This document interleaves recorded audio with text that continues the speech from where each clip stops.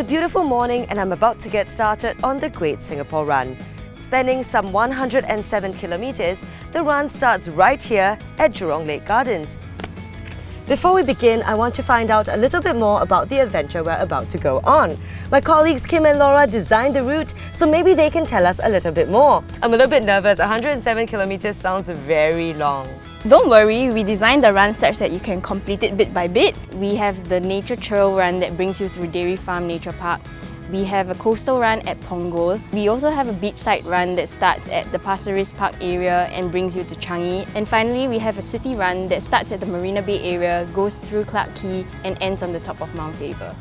Oh wow, sounds like a lot of different terrains. Any words of wisdom before we get started? Listen to your body and know your limits and just enjoy the sights along the way. I sure will. Shall we get started then?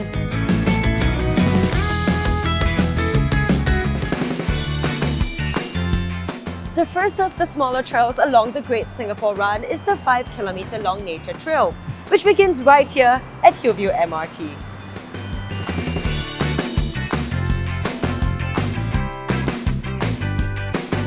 This run takes us through the rail mall and I'm so tempted to stop for prata, but we've only just started, so I will power on!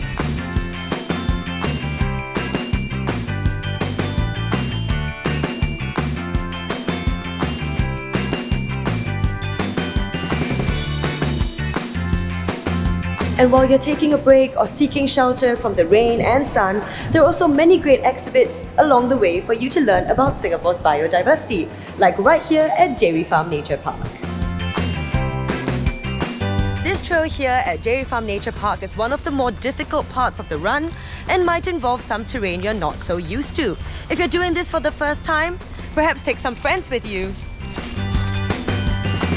Negotiating the terrain may tire you out, so bring along a small water bottle and some energy bars for fuel.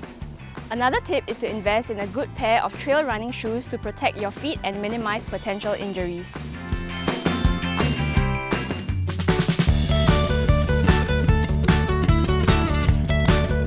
From the forest to the seas, we're now entering the coastal part of the run. The coastal run follows along the Singapore shoreline, starting here at the Jewel Bridge in Punggol. It is the most beginner and family-friendly of all the routes. It also features many great places to stop for a rest or for a quick bite along the way.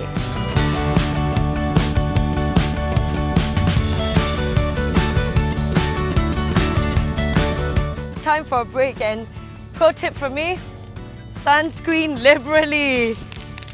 You're gonna need it.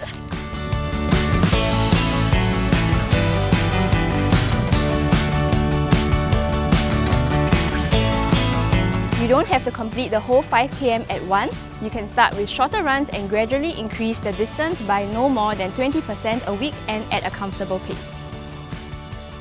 One of my favourite things about the coastal run is this container park near the end of it, with lots of yummy food that I can't wait to try later on. But in the meantime, let's catch up with Kim and Laura while I catch my breath. How are you feeling? Surprisingly still alive, but I'm so tired. Even if you're a beginner runner, you don't have to start with a 5k. You can start off with 1 kilometer runs first and then increase the distance as you get more comfortable with it. Don't fixate too much on your timings, just do it at your own pace.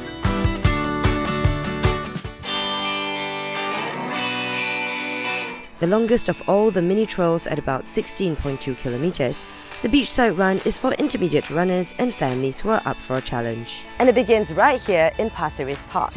It's 6:45 a.m. and while there are already many joggers and cyclists around, this is way too early for me. But I'm not just here to get an early start. I'm here for this. It really is quite worth coming so early. This is beautiful.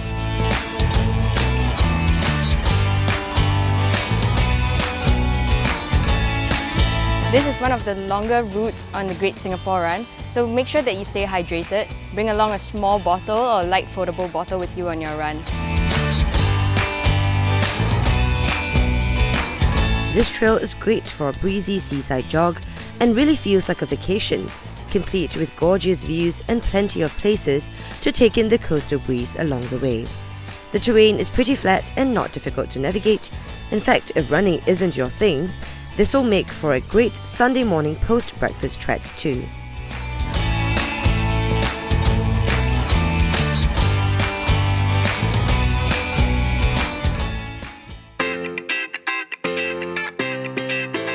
And yet another change in scenery.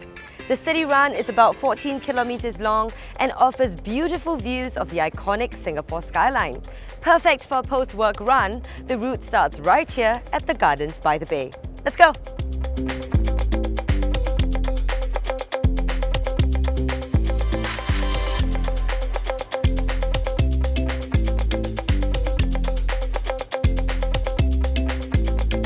The city run will take you through Marina Bay, down along the Singapore River and here into Clarke Quay. But you might be tempted to stop for a drink, but don't give up just yet. The view at the end of this trail is more than worth it.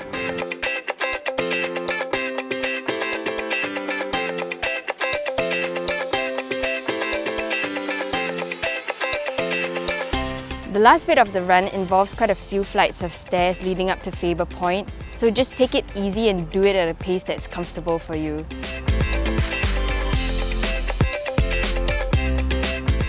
Whew. I can't believe I made it this far. I'm so glad that's over.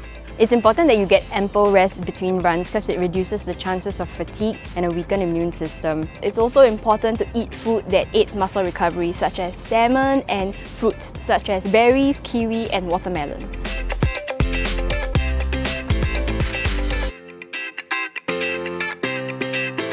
I don't think I've ever caught a sunset on Mount Faber, so thanks so much for taking me here, guys.